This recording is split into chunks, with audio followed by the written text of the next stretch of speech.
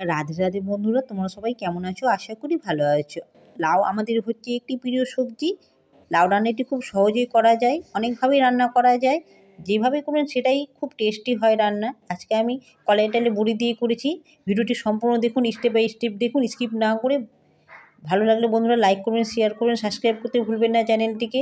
কমেন্টে অবশ্যই জানাবেন আজকে রান্নাটি কেমন হয়েছে। আশা করি ভালো লাগবে। ভিডিওটি সম্পূর্ণ দেখুন প্লিজ বন্ধুরা। এখানে নিয়েছি আমি একটি মিডিয়াম সাইজের লাউ, খুব কচি লাউটা নিয়েছি। প্রথমে আমি ডুমো ডুমো করে আমি কেটে ধুয়ে নিয়ে তারপরে ছিলে খুব সরু সরু করে আমি কেটে নেব। এইখানে নিয়েছি কলাই ডালের বড়ি, আমি শিলপাটাতে ভেঙে নিচ্ছি, গুঁড়ো করে নিচ্ছি না। বেশ কিছুটা চাকচাক হয়ে থাকবে, আমি ভেঙে নিচ্ছি আধ ভাঙা করে। আমি এখানে বসিয়ে দিয়েছি কড়াইয়ে সর্ষের তেল, একটু বেশি পরিমাণে সর্ষের তেল দিতে হবে। তারপরে বড়ি ভাঙাগুলো আমি দিয়ে দিচ্ছি। কয়েক সেকেন্ড বেশ ভালোভাবে ভেজে নেবো, খুব কড়া করে ভাজবো না, হালকা ব্রাউন কালার আসলেই যেন কাঁচা গন্ধটা থাকে বড়ি। আমি তারপরে তেল থেকে ছেঁকে ছেঁকে তুলে নেব। আমার বড়ি ভাজাগুলো হয়ে গেছে, যে সাইডে আমি রেখে দিচ্ছি খুন্তি দিয়ে, তেলটা যেন ঝরে যায়।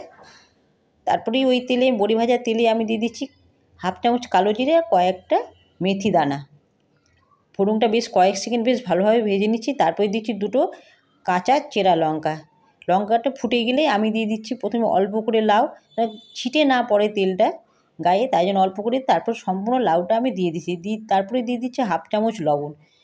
লবণ দিয়ে কয়েক সেকেন্ড বেশ ভালোভাবে আমি ভেজে নেব হাই জালে, যেন লবণটা বেশ ভালোভাবে মিক্সড হয়ে যায়। তারপরে দিয়ে দিচ্ছি আমি সামান্য হলুদ গুঁড়ো, বেশি দেবো না, মানে কালারটা সাদা সাদাই যেন থাকে।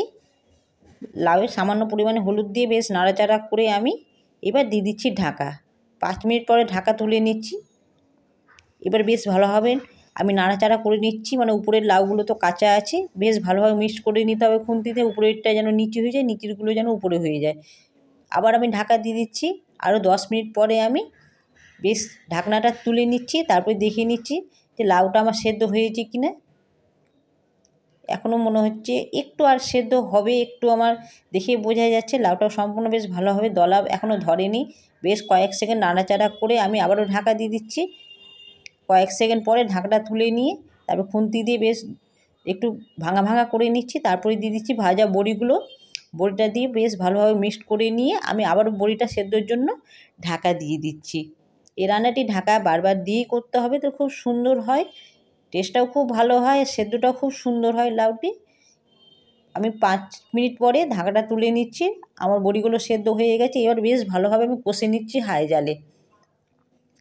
হাই জালে কয়েক সেকেন্ড বেশ ভালোভাবে কষে নিয়ে আমি এবার সামান্য দিয়ে দিচ্ছি লবণ, আর দিচ্ছি নামানোর আগে 2 চামচ মতো ঘি। আমি বেশ আবার ঘি দিয়ে বেশ কয়েক সেকেন্ড বেশ আমি নাড়াচাড়া করে নিচ্ছি, দেখি দলা দলা যেন হয়ে যায় লাউটি।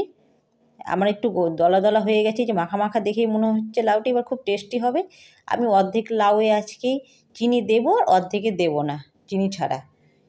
চিনি দিলে একটু টেস্টে একটু ভালো লাগে বেশি, আর সবাই তো আর চিনি খায় না।